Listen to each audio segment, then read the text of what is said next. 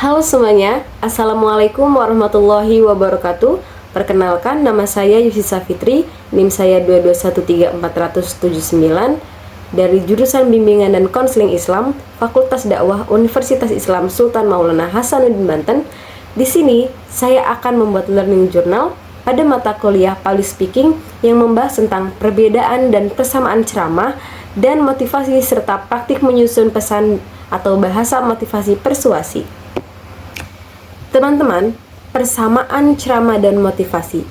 Ceramah dan motivasi itu adalah sama-sama merupakan bentuk komunikasi lisan yang disampaikan pesan kepada audiens secara langsung. Jadi, keduanya itu bertujuan memberikan pengetahuan, pemahaman, atau dorongan tertentu kepada pendengarnya. Baik ceramah maupun motivasi dapat digunakan dalam konteks pendidikan, agama, atau sosial. Jadi, keduanya ini dibutuhkan kemampuan berbicara di depan umum. Jadi tidak ada perbedaan ya teman-teman. Ada persamaan ini, persamaan ceramah dan motivasi ini sama-sama berbicara di depan umum menggunakan lisan. Nah, dan menyampaikan pesan kepada audiens, baik itu pendidikan, sosial, keagamaan, dan lain-lain. Dan ada juga perbedaannya. Tadi persamaannya, sekarang perbedaan ceramah dan motivasi. Ceramah itu tujuan utamanya adalah menyampaikan informasi atau pengetahuan, isi pesan. Jadi itu lebih sifatnya informatif atau edukatif. Biasa kita temukan di kajian-kajian atau ceramah agama yang dilakukan oleh kiai-kiai, itu adalah menjelaskan tentang informasi-informasi yang belum kita ketahui sebelumnya. Biasanya ceramah ini membahas tentang keagamaan kita gitu, tentang religius lah ya, tentang keagamaan. Dan penjelasannya ini secara lisan. Ceramah ini dilakukan secara lisan. Jadi seringnya itu biasanya efeknya itu hanya satu arah. Ketika ceramah itu yang kita dapati di masjid-masjid ataupun di majelis-majelis, biasanya itu satu arah, tapi berbeda dengan kajian yang sekarang ini, di zaman sekarang, seperti kajian Ustadz Hanan Attaqi. Itu kan ada sesi tanya jawab, itu namanya kajian, teman-teman. Nah, perbedaan motivasi juga ada. Tujuan utama itu adalah membangkitkan semangat. Ketika teman-teman tidak memiliki rasa semangat, nah, maka diadakannya motivasi.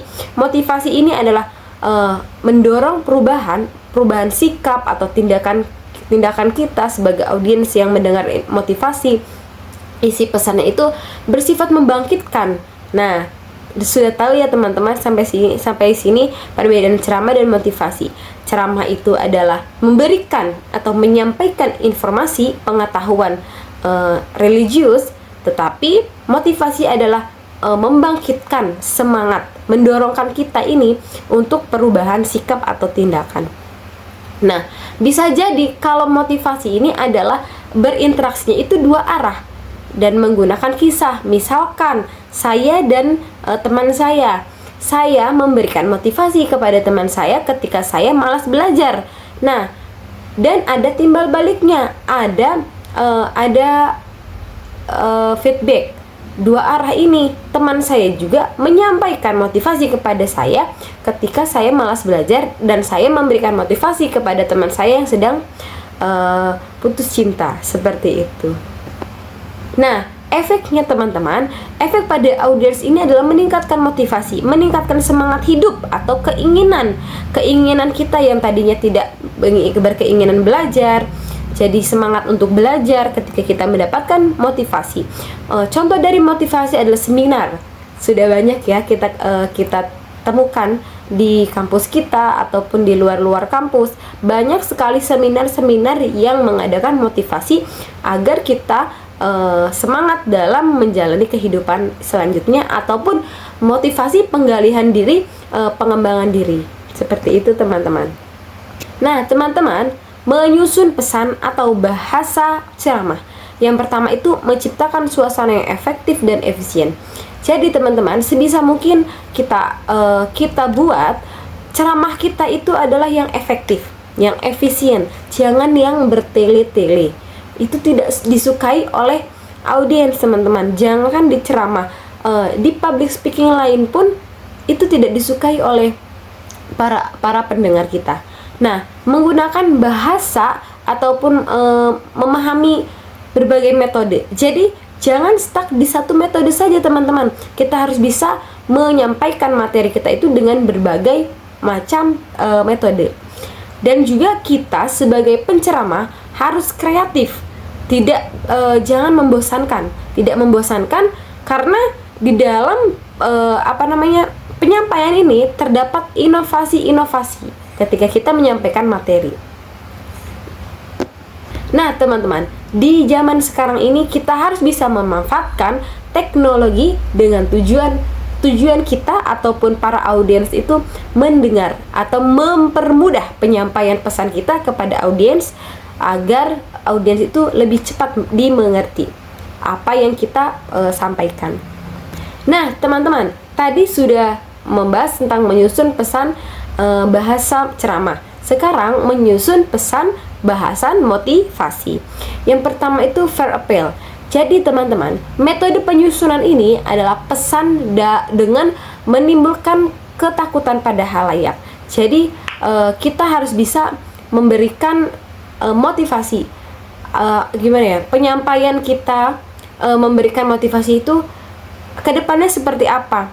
Ketakutan yang akan teman-teman hadapi ketika tidak mendapatkan motivasi itu seperti apa? Nah, selanjutnya itu adalah emotional appeal. Jadi menyampaikan menggunakan pernyataan yang menyentuh emosi. Biasanya teman-teman ketika mendapatkan motivasi itu pasti emosional teman-teman tersentuh ketika motivasi itu bagus ataupun baik diterima oleh kita. Nah, yang selanjutnya itu adalah reward, ya.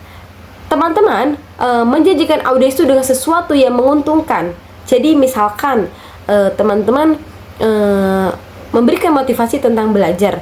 Nah, pasti teman-teman di ujungnya akan ada kata-kata reward. Maksudnya kita tidak mengungkapkan kata reward, tetapi misalkan contoh seperti ini motivasinya. Teman-teman ketika semangat belajar itu akan mendapatkan keuntungan. Keuntungannya adalah naik kelas ataupun ranking, itu kan merupakan reward, menjanjikan seperti itu ya teman-teman. Dan motivasi appeal. Jadi motivasi appeal ini adalah menyentuh intern, menyentuh dalam diri seseorang. Kita harus bisa menyentuh, harus bisa sampai ke hati para audiens. Nah teman-teman, yang terakhir adalah humorous appeal. Teman-teman ketika menyampaikan materi itu menyampaikan motivasi harus dengan humor sehingga pendengar itu tidak jenuh ketika mendengar motivasi kita. Jadi teman-teman harus bisa sedikit mengkreasikan motivasi dari teman-teman kepada audiens. Ada contoh tauladan. Misalkan contoh tauladan itu lebih mudah, lebih efektif karena menyediakan contoh jelas. Contohnya yaitu panutan. Kita kembali lagi contohnya yaitu saya dan teman saya. Saya memberikan motivasi kepada teman saya dan itu memberikan panutan. Misalkan kamu harus bisa seperti saya saat ini di depan ini, bisa berbicara di depan umum. Kamu juga harus bisa. Misalkan tauladan ataupun anjuran dan perintah. Di sini teman-teman mampu membentuk pribadi yang lebih baik, disiplin gitu. Jadi kita tuh harus bisa menganjurkan atau memerintahkan agar kita tuh bisa membentuk pribadi audiens lebih disiplin dari anjuran dan perintah ini.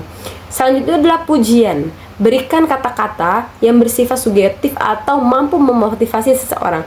Biasanya teman-teman audiens itu akan lebih bangkit ketika kita memberikan pujian. Bukan hanya audiens ya teman-teman, manusia